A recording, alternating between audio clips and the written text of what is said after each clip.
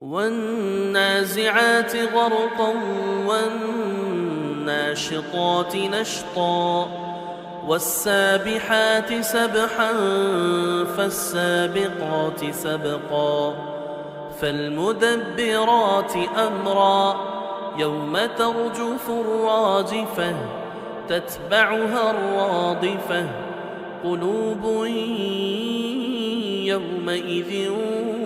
واجفة أبصارها خاشعة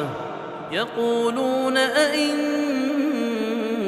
لمردودون في الحافرة أئذا كنا عظاما نخرة قالوا تلك إذا كرة خاسرة فإنما هي زجرة واحدة فإذا هم بالساهرة هل أتاك حديث موسى إذ ناداه ربه بالواد المقدس طوى اذهب إلى فرعون إنه طغى فقل هل لك إلى أن تزكى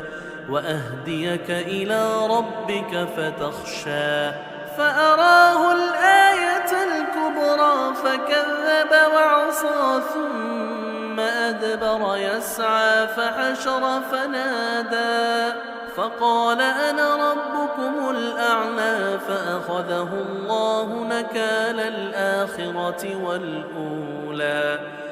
إن في ذلك لعبرة لمن يخشى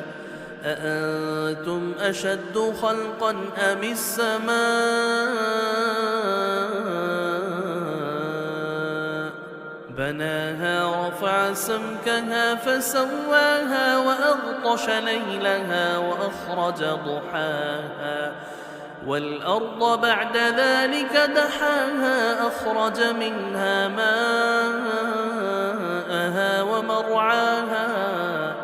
والجبال أرساها متاعا لكم ولأنعامكم فإذا جاءت الطامة الكبرى يوم يتذكر الإنسان ما سعى وبرزت الجحيم لمن يرى فأما من طغى وآثر الحياة الدنيا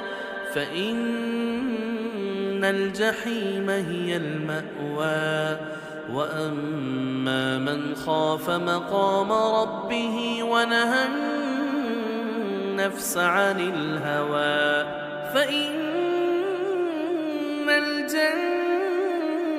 هي المأوى يسألونك عن الساعة أيان مرساها فيم أنت من ذكراها إلى ربك منتهاها إنما أنت منذر من يخشاها كأنهم يوم يرونها لم